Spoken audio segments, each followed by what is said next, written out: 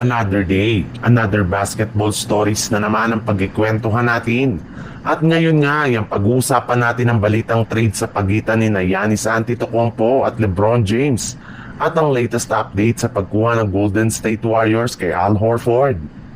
Maganda na nga sana ang naging simula ng Los Angeles Lakers ngayong offseason matapos silang makakuha ng bago at magagaling na player sa free agency kagaya na lang na Jake LaRavia at DeAndre Ayton.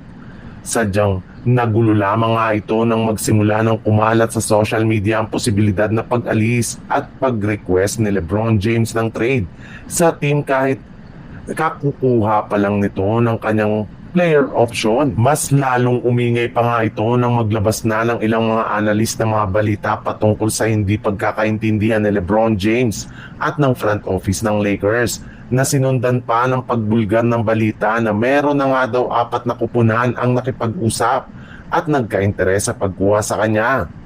Pero lahat nga ng mga yan ay agad namang pinagsinungalingan ng mismong NBA agent ni LeBron James na si Rich Paul matapos nitong sabihin na wala daw pong balak ang kanilang player na mag-request ng trade ngayong off-season. Pero sa kabila nga niyan ay patuloy pa rin nga ang pagsilabasan ng trade rumor tungkol kay LeBron James. And this time nga ay sinuggest ng isang NBA insider na posible nga daw na gamitin ng Lakers si LeBron James para makuha ang matagal na nilang target na si Giannis Antetokounmpo mula sa Milwaukee Bucks.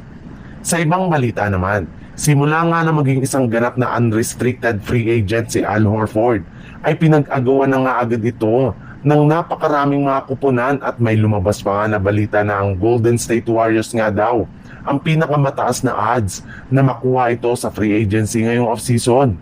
Ilang beses na rin naman nga nila itong kinausap ng mga nagdaang linggo para lamang sumali siya sa kanilang line-up. Ngunit kahit anuman ngang klaseng pagkumbinse sa kanya ng kanilang front office ng Golden State Warriors, especially ng kanilang general manager na si Mike Dunleavy, ay hindi pa rin nga ito umuubra.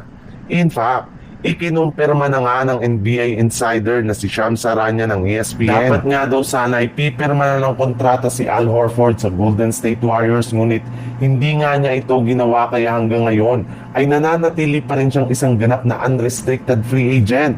Sa madaling salita, mukhang ayaw nga talaga ni Horford na maglaro sa Golden State Warriors kahit man nga magkakaroon siya dito ng malaking oportunidad na makakuha ng isa pang kampyonato next season.